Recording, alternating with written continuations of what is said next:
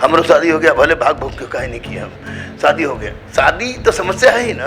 मान ले कि 40, 44, 45 साल में शादी करेगा वो, तो बच्चा कब पैदा करेगा, पढ़ाएगा कब उसको अच्छा करेगा। तो निश्चित रूप से उनकी समस्या व्यक्तिगत समस्या है।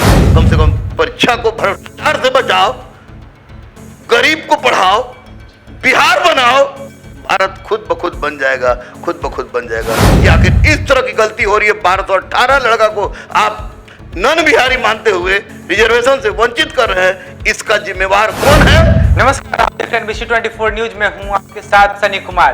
कहते हैं किसी भी देश का भविष्य युवा होता है और अगर युवा सड़कों पे ही दिखने लगे तो शिक्षा कब ग्रहण करेगा और अपने सपनों को कब पूरा करेगा।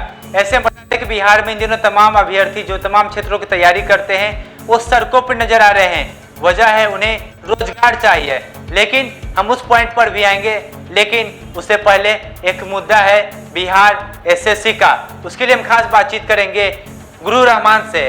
इनसे जानेंगे आखिर क्या मसला, क्यों बिहार एसएससी का जो नतीजा है घोषित नहीं हो पा रहा है, आखिर क्यों उसका मेरिट लिस्ट अभी तक नहीं बन पाया है। सर क्या लगता है मेरिट लिस्ट क्यों नहीं बन पा रहा है और समस्या क्या रही है? देखिए, समस्या के बाद तो अब बहुत देर से पूछ रहे हैं। समस्या तो इतनी भयावह है कि किसी को पता ही नहीं चल रहा कि समस्या क्या है।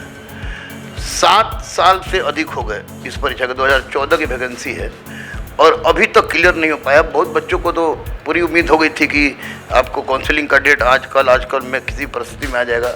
अन्य लोगों से भी जो अधिकारी वर्ग हैं, जो मीडिया में कर्मी, उनसे पूछने पर यही पता चलता था कि बच्चों का मेरिट लिस्ट आपको आ जाएगा, ये काउंसलिंग डेट आ जाएगा।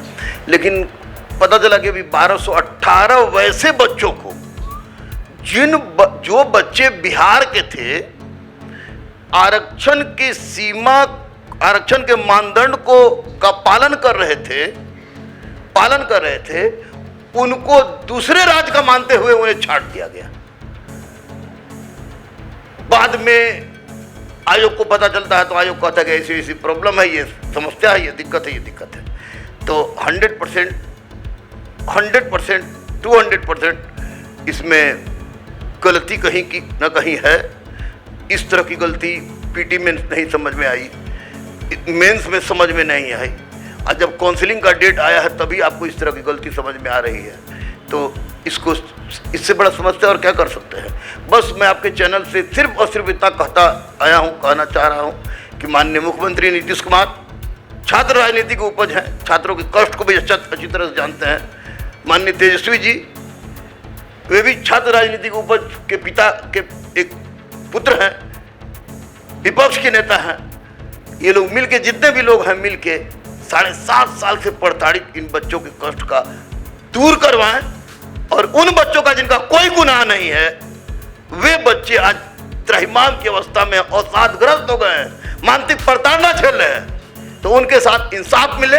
इसलिए मैं आपके चैनल से माननीय मुख्यमंत्री नीतीश कुमार जी से, माननीय अध्यक्ष बीएसएससी से, माननीय सचिव बीएसएससी से स्पष्ट रूप से ये निवेदन करना चाहता हूं कि आप 1218 का काउंसलिंग, आप परीक्षा जब लेना हो लीजिएगा, अंतिम रिजल्ट साथ में दीजिएगा, लेकिन 1218 को छोड़कर जितना लड़के बचे हैं उनका काउंसलिंग करा दीजिए, ताकि कम से कम इनका मानसिक अवसाद प्रताड़ना समाप्त हो। बिल्कुल सही कह रहे हैं। एक और सवाल यहाँ पे ये है, किसी भी वैकेंसी की अगर बिहार एसएससी की बात करें तो 14 में बहाली आती है, 16 में इसका एग्ज़ाम होता है, उसके बाद अब इसका टाइपिंग हो चुका है, लेकिन जब मेरिट लिस्ट की बात आती है तो वो नहीं बन पा रहा है। और भी कई वैकेंसीज है बिहार में, उसकी क्या हालत है बहुत ही बेहतर आप समझ सकते हैं, जो जनता है वो भी जानती है, बच्चे भी जानते हैं। लेकिन ऐसे में तमाम वैकेंसी की जो ये हालत है, ऐसे में युवा के पास और रास्ते क्या बचे हैं, क्योंकि युवा परेशान है यहाँ पे इसी चीज़ से।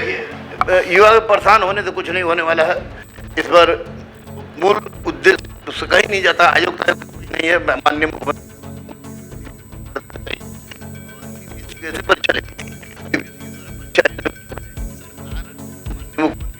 का ध्यान उधर नहीं गया होगा। देखें कि बेटी पढ़ाओ करके एक महत्वपूर्ण प्रयास उसी तरह से आप कम से कम परीक्षा को भ्रष्टाचार से बचाओ, गरीब को पढ़ाओ, बिहार बनाओ, भारत खुद ब खुद बन जाएगा, खुद ब खुद बन जाएगा।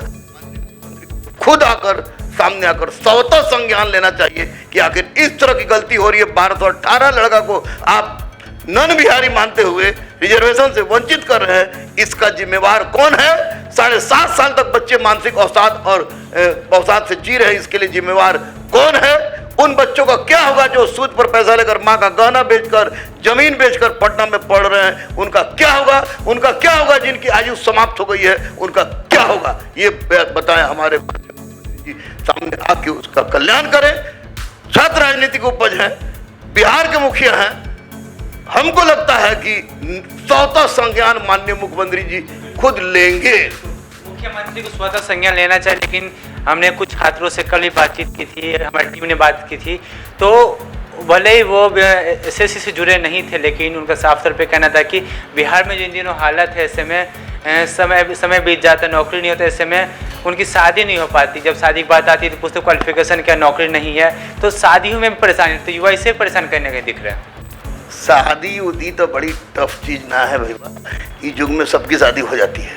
हमारा शादी हो गया, भले भाग भोग के काहे नहीं किया, हम शादी हो गया। शादी तो समस्या है ही ना।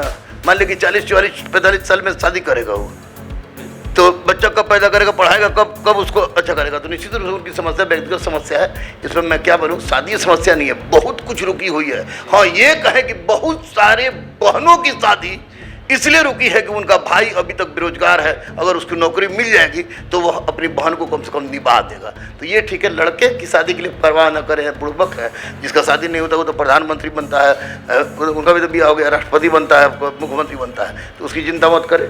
बस इस बात पर ध्यान रखें कि अहिंसात्मक, पूर्णतः हिंसात्मक तरीके से अपना डिमांड रखें। डिमांड रखें। सर, एक आखिरी सवाल हमारा यह है कि आप कुछ देर पहले बोल रहे थे कि अगर सब कुछ सही हो जाएगा तो देश तरक्की करेगा, युवा को रोजगार मिलेगा, देश तरक्की करेगा। लेकिन बड़ा सवाल यह है कि अगर युवा सड़कों पे उतरे तो पढ़ाई कब करेंगे? अगर पढ़ाई नहीं करेंगे तो समस्या गंभीर होगी, और नौकरी कैसे होगा? और जो किसी भी देश के युवा से ही उस देश का विकास होता है, तो भारत आगे कैसे बढ़ेगा? वही तो बताओ, हम कह रहे हैं कि इस वक्त सरकार को जागृत होना चाहिए। केंद्र की सरकार हो, राज्य की सरकार हो, 65% आबादी युवाओं की है ना, और पढ़ाई से बड़ा कोई चीज नहीं तय है ना। आज जाति के आधार पर एजुकेशन तो नहीं, सबको एजुकेशन मिल रहा है, तो सबको एजुकेशन मिल रहा है। तो ऐसी परिस्थिति में राजा को, हमारे राजा को, चाहे वो केंद्र का राजा हो या राज्य का राजा हो, उसको सामने आना है। अगर भारत को बढ़ाना है तो निश्चित रूप से युवाओं के हक में आपको फैसला लेना होगा, क्योंकि जागेगा युवा, बढ़ेगा भारत, चित्कारेगा बिहार की मैं फिर से भारत बनाने वाला राजकीय। खुल के सामने नहीं आते हैं, चाहे बिहार के मुखिया हो या फिर देश के मुखिया हो, तो कहने क्यों देश को आगे बढ़ाने से कतरा रहे हैं? कतरा नहीं रहे, हिम्मत नहीं कर रहे हैं, या हिम्मत या उनको संज्ञान में तो होना चाहिए। और बड़े मीडिया वालों से भी मेरा अनुरोध है कि वो लोग भी इस मुद्दा को उठाएं। हिंदुस्तान दैनिक जागरण बेचारा उठाता है, प्रिंट इलेक्ट्रॉनिक मीडिया में बड़े बड़े उठाए, आप लोग तो यूट्यूबर उठा ही रहे हैं, तो उठाए इस मुद्दा पर, सरकार का ध्यान इस पर जाए, क्योंकि जाएगा कलम कोई किसी को पढ़ाई से रोक सका है?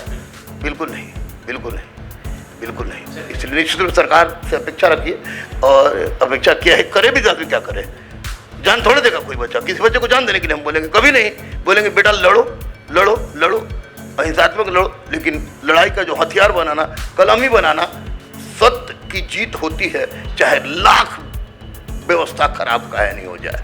आपने कीमती समय दिया उसके लिए बहुत बहुत धन्यवाद। Thank you, thank you, thank you. तो ये था हमारे साथ गुरु रहमान। साफ तौर पर इनका कहना है कि अगर देश को तरक्की करनी है तो चाहे केंद्र की सरकार हो या फिर राज्य की सरकार हो, उन्हें खुल के सामने आना चाहिए। और जो इस तरह की परेशानी बच्चों के सामने, जो जिन्हें पढ़ना चाहिए वो इस वक्त सड़कों पे दिख रहे हैं, कहीं ना कहीं ऐसे में उनका भविष्य खतरे में चला जाएगा। ऐसे में जरूरत है सरकार को आगे आने की और ऐसी समस्या से निपटने की, ताकि जो हमारे देश के युवा हैं आगे बढ़ें और देश का भी नाम रोशन हो। और भी तमाम मसलों पर क्या कुछ का गुरु रहमान ने आपने साफ तौर पे सुना। तो अब ऐसी खबरों के लिए बने रहे NBC 24 न्यूज के साथ। कैमरा पर्सन अजय के साथ में सनी कुमार, NBC 24 न्यूज, पटना।